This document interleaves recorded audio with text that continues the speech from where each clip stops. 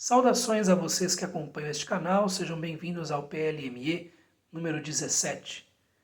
Continuando com esta série, falaremos de mais 2 capítulos ou 2 entradas do Manual de Epicteto, isto é, capítulos ou entradas 22 e 23. Como sempre, nós faremos uso da tradução de Aldo Dinucci e Alfredo Julián, que está em domínio público, generosamente colocada por eles, no Internet Archive há alguns anos. Link aqui embaixo e também aqui embaixo na área de descrição colocarei o trecho que será lido e discutido nos próximos minutos.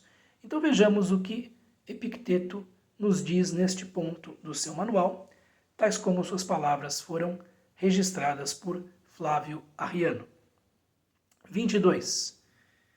Se aspiras à filosofia, prepara-te a partir de agora para quando te ridicularizarem, para quando rirem de ti, para quando indagarem. Subitamente ele nos volta filósofo e de onde vem essa gravidade no olhar?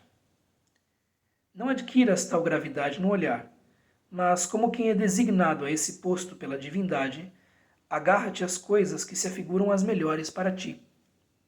Lembra que, se te prendes a essas mesmas coisas, os que primeiro rirem de ti, depois te admirarão.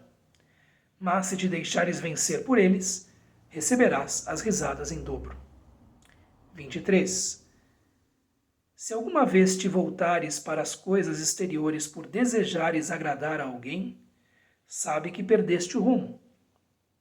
Basta que sejas filósofo em todas as circunstâncias. Mas se desejares também parecer filósofo, exibe-te para ti mesmo, será o suficiente. Muito bem, nós temos aqui uma entrada, a de número 22, na qual Epicteto nos mostra que os filósofos muitas vezes eram mal vistos, ou eram vistos como figuras ridículas, ou eram, enfim, vítimas de derrisão por parte dos outros. Eram vistos como pessoas não sérias, né? Creio que o caso mais emblemático disso seja a figura de Diógenes de Sinope, que era visto como um quase mendigo por muita gente, como um Zé Ninguém que vivia uma vida seminômade pelas ruas de Atenas, né? Não tinha casa, vivia nas ruas, dependia muitas vezes da boa vontade dos outros, era visto como alguém desprovido das ambições mundanas, para dizer o mínimo, e era ridicularizado muitas vezes, né? Às vezes era até mesmo golpeado e devolvia os golpes, né?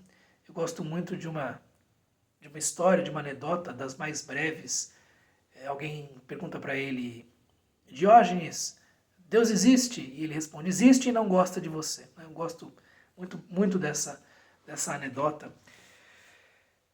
E indo não tão longe, né, os estoicos também eram vistos com grande desconfiança, quando não com hilaridade. Né? Então, se aspiras à filosofia, prepara-te a partir de agora para a derrisão. Se você não reza pela cartilha dos outros, prepare-se para, no mínimo, ser visto como alguém estranho e, no máximo, para ser francamente ridicularizado ou ostracizado. Para quando te ridicularizarem, né? Prepara-te para isso. Para quando rirem de ti. Para quando indagarem, e aqui está se falando daqueles que já conheceram o indivíduo que entra para uma escola filosófica. Né? Subitamente ele nos volta filósofo. Né? Esses são os velhos conhecidos. Em algum nível essa vida filosófica implicava uma ruptura com pessoas que se conheciam, com velhos amigos. Então, essas pessoas vão estranhar. Olha, voltou o filósofo, quem diria? Né? Será que vai ser um bom filósofo? Então, há um deboche, há uma derrisão. Né? E de onde vem essa gravidade no olhar?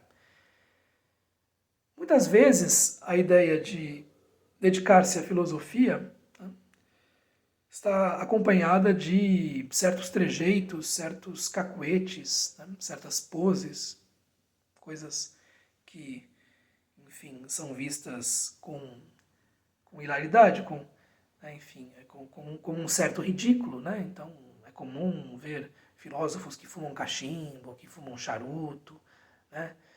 Que fazem assim, esse tipo de coisa. E está se fazendo referência a uma coisa assim, né? Uma gravidade no olhar, um ar sisudo.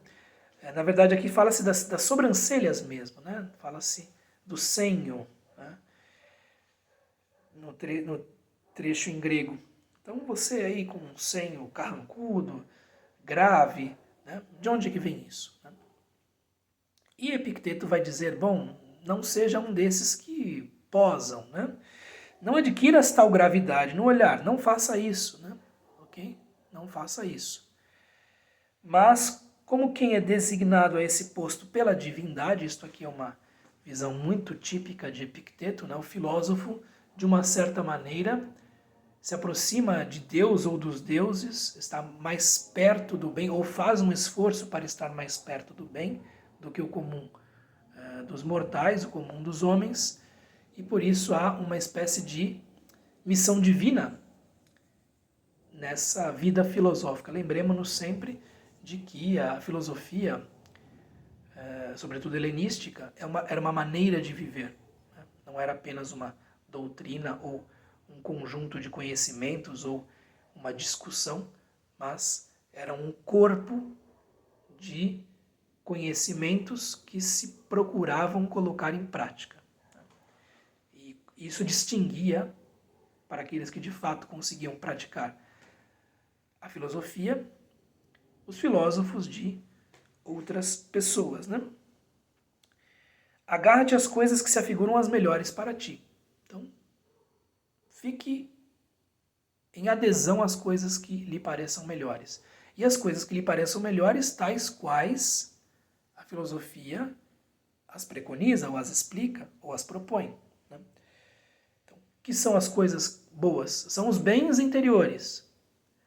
É justamente o cultivo da vida interior, é justamente a atenção a prohairesis, a escolha, é justamente entender que existem coisas que estão fora do nosso controle, coisas que estão sob nosso controle, que nós agimos bem ou mal, e isso é todo o bem e todo o mal que existe, ok?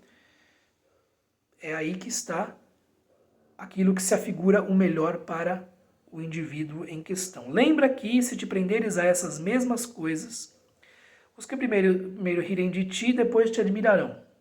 Tá certo? Uma esperança aqui. Talvez nem fosse necessário acenar com isso em se tratando de um estoico. Né? Então, os outros futuramente talvez venham a admirar você. Enfim, para um estoico via de regra, algo indiferente. Né? Mas se te deixares vencer por eles, receberás as risadas em dobro. Agora, se você se incomodar com a risada, com a derrisão, né, com o escárnio dessas pessoas, você estará mostrando, em primeiro lugar, que essa adesão aos princípios filosóficos que você tem, ou que você julga ter, não é séria. Você merecerá essas risadas. E futuramente, quando essas pessoas reencontrarem você, elas rirão novamente da sua, entre aspas, profissão de fé falida, ok? Então, não se incomode com a risada dos outros, não se incomode com o estranhamento dos outros, não se incomode com a incompreensão dos outros. É isso que Epicteto está dizendo. Com relação a pessoas que hoje tentam aprender algo com o estoicismo, devem falar disso abertamente ou não? Né? É algo que cada um deve ponderar, né? E estar pronto para o estranhamento dos outros e mesmo para o riso dos outros. Né? Muito bem. 23. Veja-se que um amigo meu me mandou esta semana um trecho de uma peça de Oscar Wilde em que Herodes fazia troça, né, dos dos estoicos, né? Enfim, poderia fazer troça de qualquer outro grupo de filósofos, né?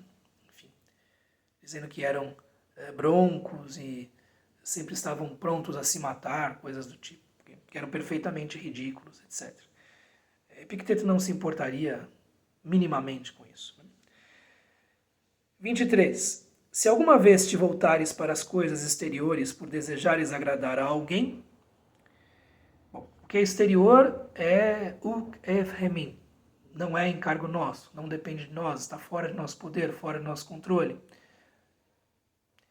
Ok? Então são coisas que, de um ponto de vista estoico estrito, são indiferentes. Ok? Agora, se por uma vontade de agradar a alguém, você passar a valorizar essas coisas exteriores, você não está mais dentro daquilo que os estoicos julgam melhor. Né? Então, sabe que perdeste o rumo. Fica sabendo que perdeste o rumo. Okay? Você perdeu o seu caminho. Porque você está olhando para fora. Você está conferindo valor ao que é exterior. Ao que? A fama, a reputação, a riqueza, enfim, as relações sociais, etc.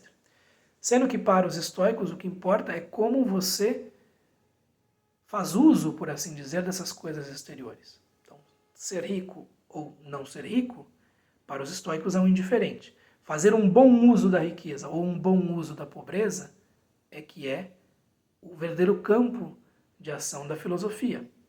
Fazer um bom uso da fama ou um bom uso da obscuridade é que é aquilo que importa para a filosofia. Né? Alguém pode fazer um mau uso dessas coisas todas. Okay? Agora, se você busca essas coisas para agradar a alguém, para ser bem visto pelos outros, enfim, você perdeu o rumo, né? Porque não é esse o caminho. Basta que sejas filósofo em todas as circunstâncias. E ser filósofo em todas as circunstâncias, para Epicteto, quer dizer ver essas coisas como indiferentes. E não buscá-las com ardor, com sofreguidão. E sim, vê-las como coisas que ocasionalmente podem aparecer. Ok? Mas o valor interior para ele é algo onde está o verdadeiro bem. Mas se desejares também parecer filósofo, aqui eu não entendo se é uma recomendação séria ou irônica. Mas se também desejares parecer filósofo, exibe-te para ti mesmo, será o suficiente. Mas eu quero ser visto como filósofo. Se isso quer dizer ser visto como importante, a frase em questão é irônica. Você quer ser visto como filósofo? Então, imagine-se sendo visto como filósofo pelos outros. Tá certo? Não precisa agradar aos outros. Não precisa exibir-se para os outros. Ok? É disso que ele está falando. Né? Isso tudo é muito longínquo, né? Daquilo que é a nossa atitude mais comum, né? Agora, se ele estiver falando a sério, né? Bom, se você também quer parecer filósofo, basta que você se veja como filósofo, certo? Olha, eu sou filósofo e eu estou satisfeito com o nível da minha vida filosófica. E isso é o bastante. Então, é disso que se está falando aqui. Epicteto dizendo que se você deseja agradar aos outros, ir atrás daquilo que comumente é ambicionado, você perdeu o seu rumo. Agora, a todo momento é possível voltar para o caminho certo, de acordo com os estoicos, e voltar a sua atenção para o mundo interior, né, e nossas ações,